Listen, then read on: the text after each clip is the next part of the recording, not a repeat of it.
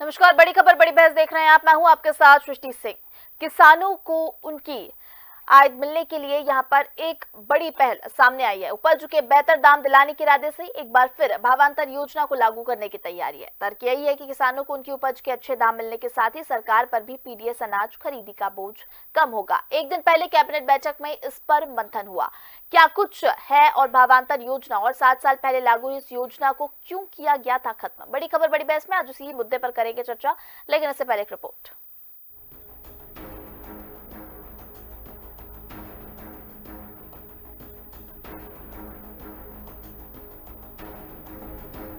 किसानों को उनकी उपज का समर्थन मूल्य से अधिक दाम मिल सके, इस इरादे से साल 2017 में मध्य प्रदेश की तत्कालीन शिवराज सरकार ने भावांतर योजना को लागू किया था।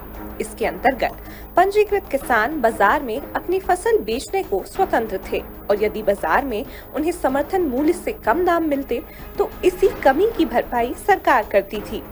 योजना में पहले दलहन और तिलहन समेत 8 फसलों को और बाद में 5 यानी 13 रबी और खरीफ फसलों को इसमें शामिल किया गया।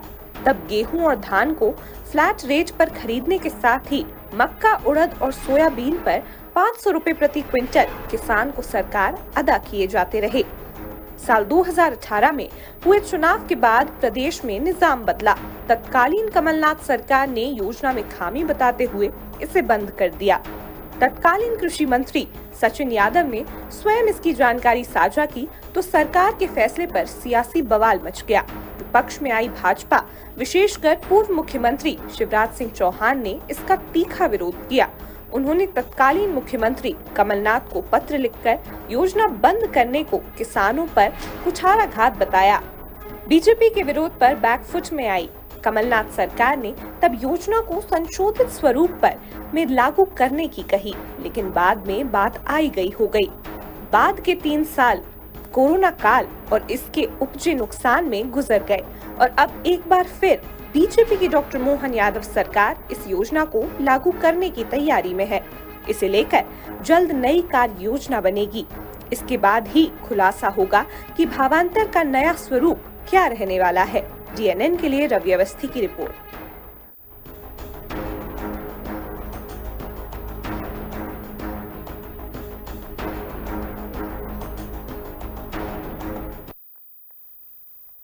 चलिए इसी मुद्दे पर करेंगे चर्चा। हमारे साथ गेस्ट जुड़ गए, पहले उनसे आपका परिचय करा देते हैं। हमारे साथ बीजेपी से बीजेपी मीडिया प्रभारी आशीष तिवारी जुड़े हुए हैं। वहीं हमारे पास कांग्रेस से अंबिका शर्मा जुड़े हुए हैं। हमारे साथ पॉलिटिकल एडिटर रवि अवस्थी जी मौजूद है। सबसे पहले आप सभी का बहुत स्वागत है हमारे चैनल में। तो चलिए सबसे पहले आशीष जी, मैं आपसे जानना चाहूंगी, देखो एक और यानी सौगात हम कह सकते हैं, लगातार विपक्ष यही मुद्दा उठाता रहा कि किसानों के लिए कुछ नहीं कर रही सरकार, लेकिन एक और यहाँ पर योजना की कहीं ना कहीं उस पर भी मुहर लगता दिखाई दे रहा है। इस पर भी कैबिनेट में कल चर्चा हुई है, क्या कहेंगे इस पर? देखिए, मध्य प्रदेश के अंदर जो भारतीय जनता पार्टी की सरकार है, वास्तव में किसानों के लिए काम करने वाली सरकार रही है। जब हम शिवराज जी के नेतृत्व में काम कर रहे थे सरकार में, तब भी हम लगातार किसानों के हित में काम कर रहे थे। किसानों की आय कैसे दुगनी की जाए, इसके लिए प्रयास कर रहे थे और यदि कहीं पर भी कमी रह जाती थी तो उसकी पूर्ति के लिए शिवराज जी सतत रूप से योजनाओं के माध्यम से प्रयास करते रहे और एक अच्छी कुशल नेतृत्व की सरकार चली। जनता का हमें प्यार मिला, लगातार हम सरकार में रहे। केवल बीच में 15 महीने के लिए सरकार से बाहर गए और उस दौरान जो परिस्थितियां निर्मित हुई किसानों को लेकर, उसमें किसान जिस प्रकार से परेशान हुआ उसको लेकर माननीय उस वर्तमान में मुख्यमंत्री रहे आदरणीय शिवराज सिंह चौहान जी ने उस समय पे उसके लिए पत्र भी लिखा था। परंतु एक लंबे समय के बाद में जब हम सरकार से आगे बढ़े और आज मोहन जी के नेतृत्व में भारतीय जनता पार्टी की सरकार है, तो हमारा काम ही है किसानों के लिए काम करना।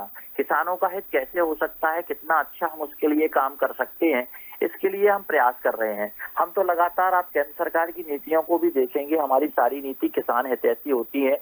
हम किसानों के आय दोगुना हो, किसानों को मदद मिले, नए तरीके से नई आधुनिक खेती की ओर भी किसानों का रुझान बने, इसको लेकर भी हम आगे बढ़े हैं। और मैं तो अब एक बात और कहने में मुझे गौरव होता है कि वही मध्य प्रदेश है जिसको शिवराज जी जब मुख्यमंत्री हुआ करते थे, केंद्र में कांग्रेस की सरकार भी हुआ करती थी, तब हमें कृषि कर्मण अवार्ड मिला।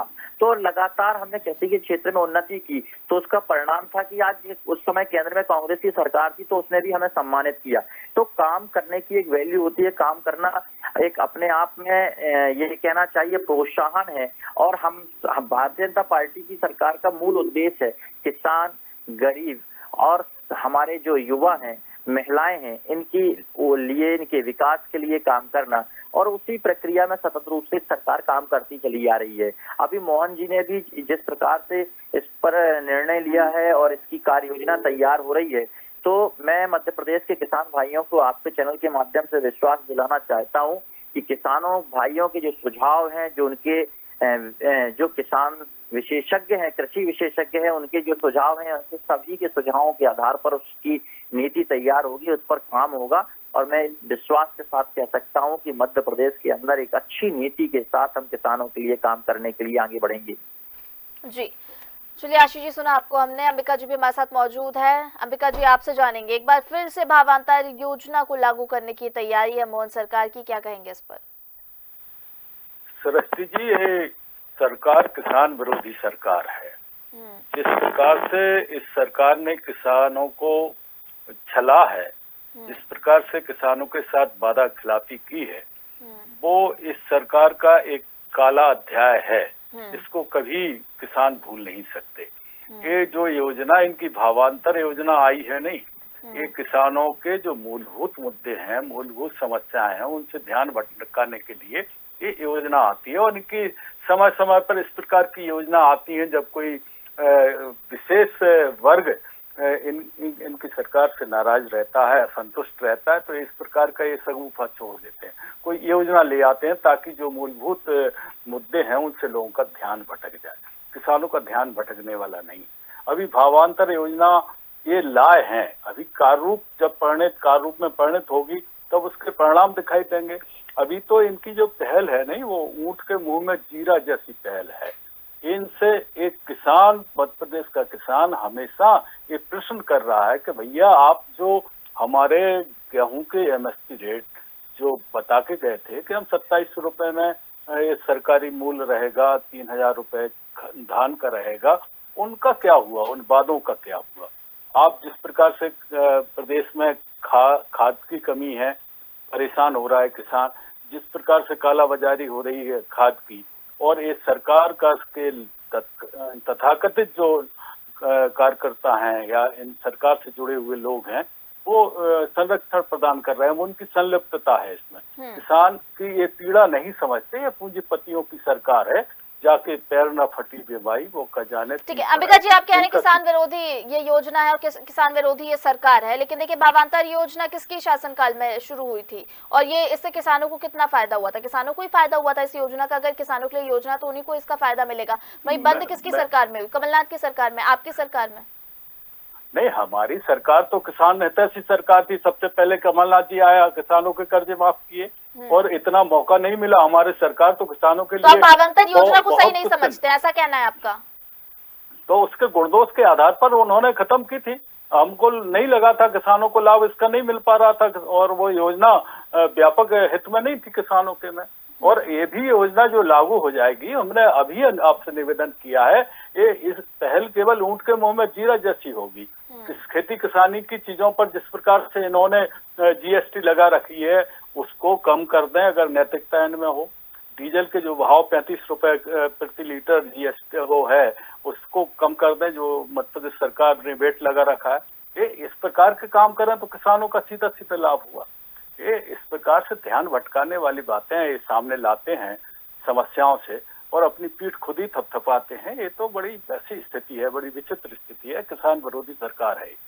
ठीक है, आप कह रहे किसान विरोधी सरकार है, और ये जो योजना है उनका लाभ फिर किसे मिलेगा, ये भी तो सोचने वाली बात है। हालांकि आशीष जी कह रहे हैं कि किसानों का समर्थन करने वाली सरकार है। चलिए हमारे साथ पॉलिटिकल एडिटर रवि अवस्थी जी मौजूद है, उनसे ही जान लेते हैं। रवि जी, दोनों पक्ष को सुन रहे हैं आप। एक तरफ आशीष जी कह रहे हैं कि किसानों के समर्थन के बारे में ही हमेशा भारतीय जनता पार्टी सोचती है और उन्हीं के लिए तमाम योजना लेकर आती है। भावांतर योजना भी उसी का एक प्रयास है। वहीं दूसरी ओर अंबिका जी कह रहे हैं कि किसानों का ध्यान भटकाने का काम करती है भारतीय जनता पार्टी और किसान विरोधी सरकार है। आप क्या कहेंगे इस पर?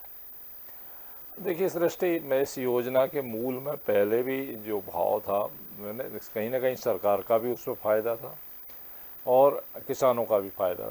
किसानों का फ़ायदा ये था कि देखिए बाज़ार में अगर वो बेचते हैं और अगर ज़्यादा दाम मिलते तो निश्चित तौर पर उन्हें फ़ायदा था।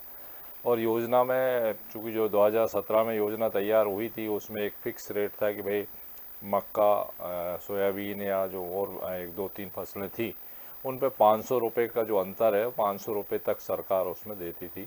और धान और गेहूं के फ्लैट रेट तय कर रखे थे 2100 और 2500। अब तो बढ़ गए हैं दाम, तो जाहिर बात है कि अगर नई योजना आएगी तो उसमें भी कुछ बदलाव होगा। अब सवाल यही है सृष्टि कि देखिए उसके पीछे मंशा यही थी कि देखिए अब जो पीडीएस का अनाज खरीदना पड़ता है सरकार को, तो एक बड़े पैमाने पर, चूँकि मध्य प्रदेश में बम्पर पैदावार गेहूं की हो रही है, 71 लाख मीट्रिक टन, 72 ऐसा मतलब इतना गेहूं खरीदा जा रहा है। वो सरकार के पास वाकई में समस्या है कि इतना सारा गेहूं खरीदने के बाद उसको भंडारण कैसे करें, उसे सुरक्षित कैसे रखें, क्योंकि खर्च बहुत ज़्यादा होता है।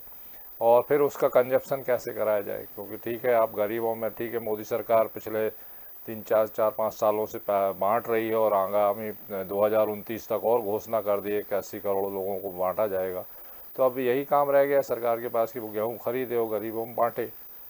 तो वो ही हो रहा था। तो उसके विकल्प के तौर पर ये एक योजना जो लाई गई, इसमें किसानों का हित भी है, लेकिन जो उस समय जो लीकेज सामने आए थे, क्योंकि देखा ये गया था कई जगह मतलब गड़बड़ियाँ भी हो रही थी किसानों के नाम पर कि भाई मालूम चला कि व्यापारी वर्ग या जो भी उससे रिलेटेड लोग थे उन्होंने उसका मिसयूज़ भी करा। तो उम्मीद की जानी चाहिए कि अब जो योजना संशोधित स्वरूप में आए, जो नई योजना बने, वो कम से कम इतना प्रूफ्ड हो कि कहीं किसी को मौका ना मिले उसका दुरुपयोग करने का, और वास्तव में जो योजना की जो मंशा है किसानों का हित करने की, तो किसानों का उसका हित हो। अब जहाँ तक कमलनाथ सरकार की बात है, तो देखिए हालांकि कमलनाथ सरकार के ने योजना को बंद किया था, बिल्कुल सही है। बाद में जब हल्ला मचा, सियासी हल्ला मचा और बीजेपी ने विरोध करा, पूर्व मुख्यमंत्री शिवराज सिंह चौहान ने पत्र वगैरह लिखे, उसके बाद कमलनाथ जी ने कहा भी था कि हम इसको बंद नहीं कर रहे हैं, आगे लागू करेंगे, संशोधित स्वरूप में लागू करेंगे, लेकिन वो मौका उन्हें मिल नहीं पाया। लेकिन देखिए उसके पीछे भी एक बड़ी वजह ये थी कि उस समय खजाना खाली था, तो जाहिर बात है कि सरकार के सामने दिक्कत होती कि भाई आप इतनी बड़ी रकम कहीं ना कहीं कैसे व्यवस्था करेंगे। बहुत सारे कारण हैं।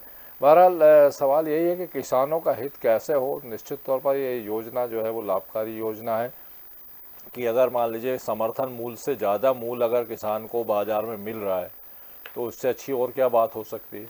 और अगर मान लीजिए समर्थन मूल्य से किसी कारण से कम मूल्य मिलता है तो वो उसकी भरपाई सरकार करेगी। तो किसान हित में तो बहुत अच्छी योजना है, लेकिन बस अब यही है कि जो नई योजना बने तो कम से कम, जो मैंने पहले कहा, कि उसको इतना सख्ती रखी जाए कि उसकी गड़बड़ी की कोई गुंजाइश उसमें ना रहे। सृष्टि जी, चलिए आशीष जी, आपने अंबिका जी के आरोपों को भी सुना, आपने रवि जी को भी सुना, तो क्या कहेंगे इस पर? देखिए, अंबिका जी जिस प्रकार से बोल रहे थे, उन्हें पता है कि उनकी सरकार में क्या हुआ। उसके बाद निश्चित तौर पर अपने सरकार की ओर से बोलना है, उस समय की परिस्थितियों के हिसाब से पार्टी की ओर से बोलना है, तो वो बात रख रहे हैं। परंतु वो स्वयं भी इस बात को जानते हैं कि 15 महीने के पहले हम जब योजना लाए, योजना पे हमने काम किया, तो हमारी योजनाएं कितनी सारगर्भित रही कि लगातार किसान भाइयों का प्रेम मिला।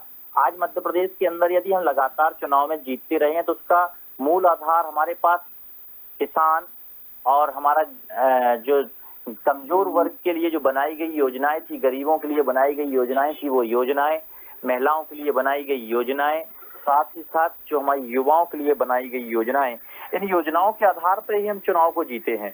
तो आज लगातार मध्य प्रदेश के अंदर जो प्रेम, स्नेह जनता का मिला, वो हमें हमारी योजनाओं के कारण मिला। अब आती है बात किसानों की, तो किसानों के लिए आप देखें कि आज देश के अंदर आप कोई भी योजना उठा के देखेंगे तो उसमें बीजेपी की ही मोहर लगी हुई मिलेगी कि भारतीय जनता पार्टी की सरकार के समय पे ये योजना प्रारंभ हुई थी। चाहे वो किसान क्रेडिट कार्ड योजना हो, चाहे किसान तालाब योजना हो, आप किसी भी योजना की तरफ देखेंगे तो उसमें मुख्य रूप से आपको ध्यान में यही आएगा कि यह योजना जो है वो भारतीय जनता पार्टी की सरकार में बनाई गई और किसानों को उसको सीधा लाभ मिला। जी ठीक है, लेकिन अंबिका जी कह रहे हैं कि देखिए भावांतर योजना की हम फिलहाल बात कर रहे हैं, उनका इस पर कहना है कि ध्यान भटकाने का काम है किसानों का ध्यान भटकाने का काम देखिए, है, किसान मूलभूत भाई सुविधाएं जो मिलनी चाहिए वो नहीं इस मिल पा रही प्रदेश है। के किसान भाई समझदार हैं, इस प्रदेश के किसान भाई पढ़े लिखे हैं, उन्हें ज्ञान है कि हमें किस प्रकार से कृषि को करना है। और आज मध्य प्रदेश की सरकार ने कृषि वैज्ञानिकों की मदद से भी विभिन्न प्रकार की योजनाओं का लाभ दिलाने का काम किया है।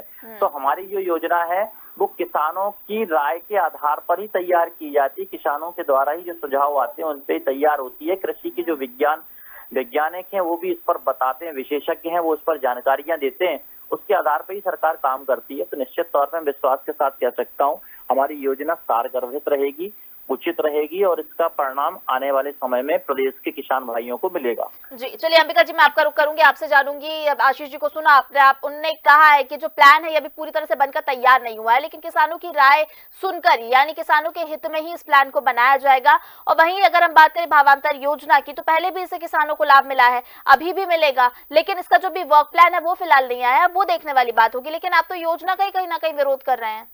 आपने रवि जी को भी सुना, उन्होंने भी तमाम बातों का जिक्र किया है।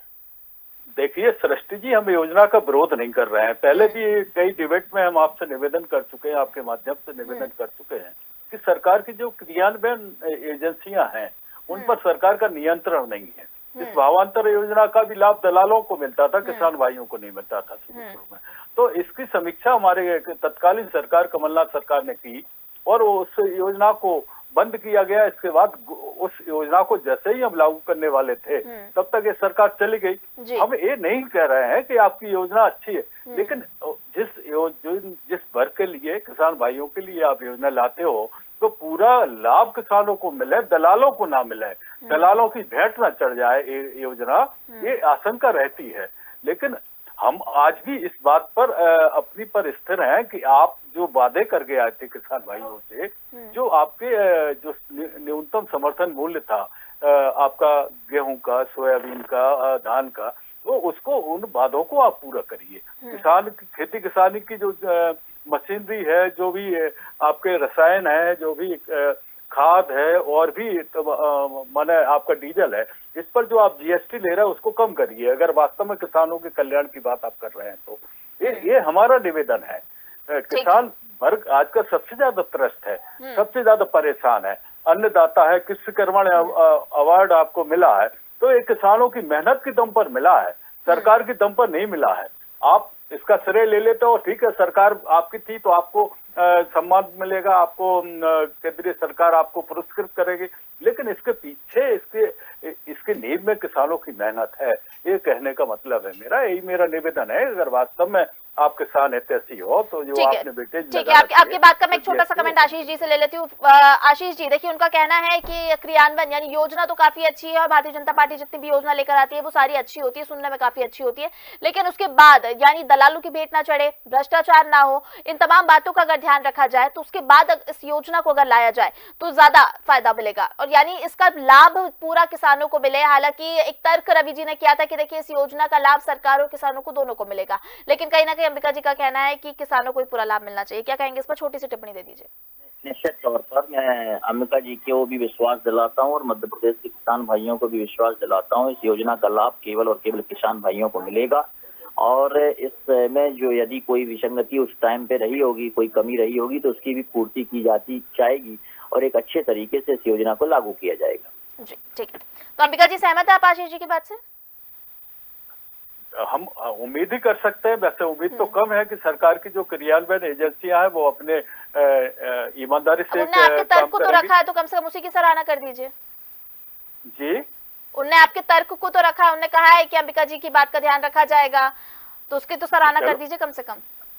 बड़ी खुशी की बात है, आप किसानों के बारे में देर आए दुरुस्त आए सोच तो रहे हो, अच्छी बात है, अच्छी सूचना है, शुभ सूचना है। और क्या कर सकते हैं, हम साधुवाद देंगे किसानों के बारे में, आप किसान के कल्याण के बारे में आप सोचेंगे, किसानों के लिए अच्छे योजनाएं लाएंगे, किसानों को राहत देंगे तो हम खुद धन्यवाद आपको देंगे, हम खुद तारीफ करेंगे, किसान भी करेंगे आपकी तारीफ, लेकिन दूर दूर तक दिखाई दे नहीं रहा है। जी चलिए ठीक है, फिलहाल रवि जी आपसे कमेंट लेंगे। बिल्कुल सृष्टि, देखिए हालांकि कल्याणकारी योजना निश्चित तौर पर हर योजना कल्याणकारी होती है, लेकिन उसका क्रियान्वयन अगर बेहतर ढंग से किया जाए तो निश्चित तौर पर उसके फायदे हितग्राही को मिलते हैं, इसमें कोई दो राय नहीं। और उम्मीद की जानी चाहिए, जैसे आशीष जी भी कह रहा है कि देखिए अब जो फुल प्रूफ योजना होगी उसमें किसी तरह की अगर कोई पहले कमी थी तो उसको भी दूर किया जाएगा। तो उम्मीद की जानी चाहिए कि जो नीति निर्धारक है वो ऐसी योजना बनाएंगे या उसकी निगरानी व्यवस्था इस तरह की रखेंगे कि उसमें कहीं कोई गड़बड़ी ना हो। जी,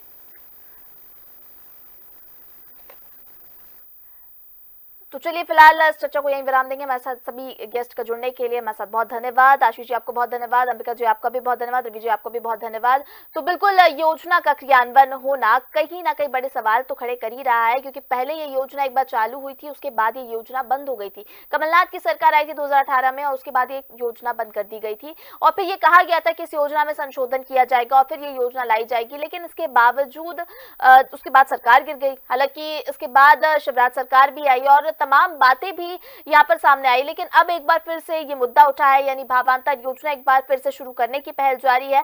किस तरह से ये योजना का रोड मैप बनेगा ये देखने वाली बात होगी। फिलहाल बड़ी खबर बड़ी बहस में इतना ही। मुझे दीजिए इजाजत, आप देखते रहिए DNN। नमस्कार।